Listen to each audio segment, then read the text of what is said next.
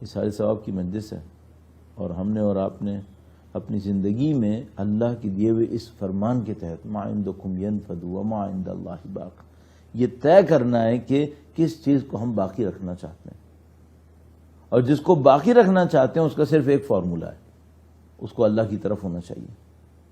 اگر خدا کی طرف چلا گیا باقی رہے گا، اگر خدا کی طرف نہیں گیا کچھ بھی ہو جائے گا باقی نہیں رہے گا، ختم ہو جائے گا۔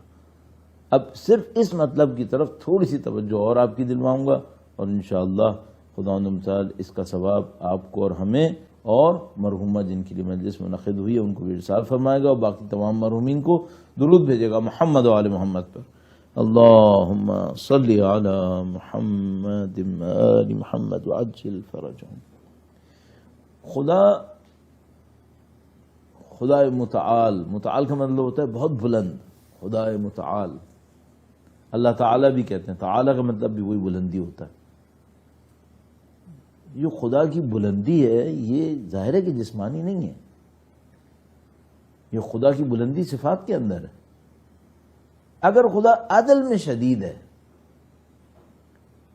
قاسم الجبارین، مبیر الظالمین، مدرک الحاربین، اگر خدا سختی سزا دینے میں شدید ہے تو ایک بات ہمیشہ ذہن میں رکھیے گا،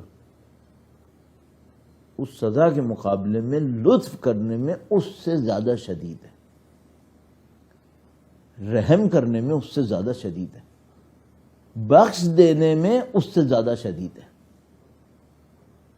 یہ جو باتیں ہم کہتے ہیں اللہ کی سزا کے بارے میں، اللہ کے نظام عادل کے بارے میں، یہ کبھی بھی ہمارے ذہن میں یہ شبہ نہ ڈالے کہ خدا کا رحم اس کی سزا کے مقابلے میں کم پڑے گا، نہیں، اس کا لطف ہمیشہ زیادہ رہے گا، اس کا کرم ہمیشہ زیادہ رہے گا۔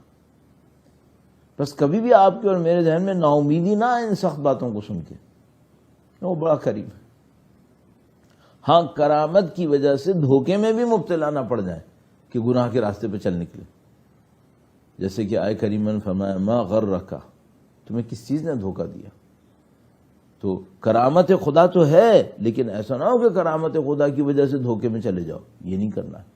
تو اب اس فارمولے پہ عمل کیسے ہوگا؟ ما عندکم ینفد وما عند اللہ باق، بہت آسان ہے، ایک لحاظ سے بہت آسان ہے۔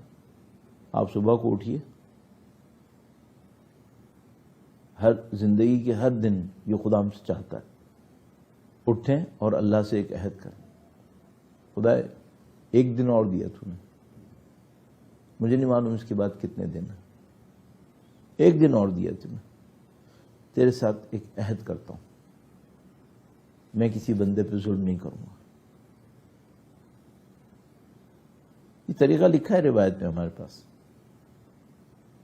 کہ ہر روز صبح اللہ کے ساتھ ایک وعدہ کر لے، خدا میں ظلم نہیں کروں گا۔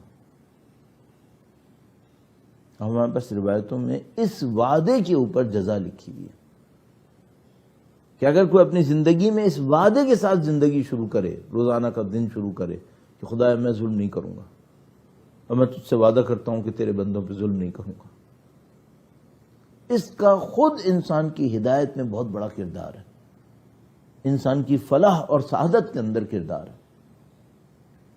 اچھا بھائی، آپ اپنے آپ سے پوچھئے گا آپ ظلم کرنا چاہتے ہیں؟ تھوڑے بہت بھی دیندار ہوں گے تو آپ کیا کہیں گے؟ نہیں ظلم نہیں کرنا چاہتے۔ اچھا پھر ایک اور سوال پوچھئے گا اپنے آپ سے، کبھی کبھی ہو جاتا ہے یا نہیں ہوتا ہے؟ ہاں ہو جاتا ہے۔ بچنا چاہتے ہیں یا نہیں بچنا چاہتے؟ بالکل بچنا چاہتے ہیں، تو ایک چھوٹا سا کام بھی کر لیجئے، صبح کو اٹھیے، اللہ کی یاد میں آ جائیے، اللہ سے ایک وعدہ کریں کہ خدایا ظلم نہیں کرنا چاہتے، نہ دوسروں پہ ظلم کرنا چاہتے ہیں نہ اپنے اوپر ظلم کرنا چاہتے ہیں۔ دوسروں پہ ظلم تو سمجھ میں آتا ہے، اپنے اوپر ظلم کیا ہوتا ہے؟ اگر میں کسی کو نقصان دہ، کسی سے نقصان دہ جھوٹ بولوں، ایک جھوٹ بولوں جس میں اس کا نقصان ہے کہ میں نے اس پہ ظلم کیا، لیکن اگر میں کسی کے سامنے کوئی ایسا جھوٹ بولوں جس میں اس کا کوئی نقصان نہیں ہے، میرا کوئی فائدہ بھی نہیں ہے، جھوٹ کیوں بولا تھا پھر؟ ایسے ہی